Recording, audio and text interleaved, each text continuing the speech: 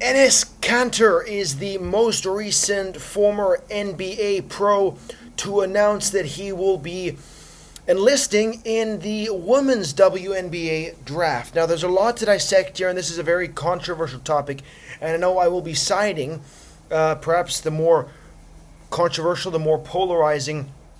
I will be taking the more polarizing side, but I want you to just hear me out. The reason he is taking a stance is because in the women's NBA, there is not a clear definition as to who is allowed to play, who is allowed to partake, and who is allowed to enlist in the draft. And with that being said, the current definition calls for anyone that identifies as a woman. So theoretically, a transgender woman, a man, somebody that identifies on the day as a woman, is allowed, per definition, to play in the women's NBA. And it's just hard for me to fathom how that can be a thing. We're playing pro sports where we need to, of course, we need to separate the sexes. Men play with men, females play against females. Simple as that. And I don't care what way you fall on the spectrum, this has to be established.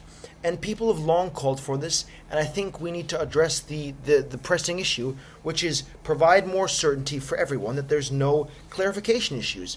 And of course there's a biological advantage.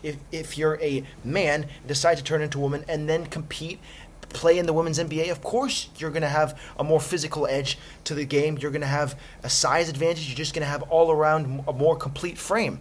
And of course that's the case. So to put up this argument or this narrative suggesting that females have just as good a chance as competing against males is absolutely ludicrous. And I think it's a brilliant idea from Enes Kanter to take the piss, to mock this whole sarcastic thing, and to say, hey, we need to change things. I'm advocating for change.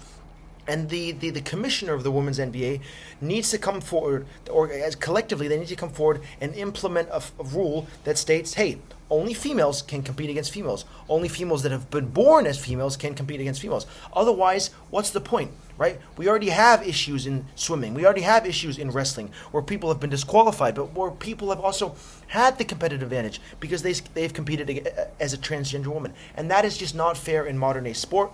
And people need to take accountability, and the people at the top need to take accountability.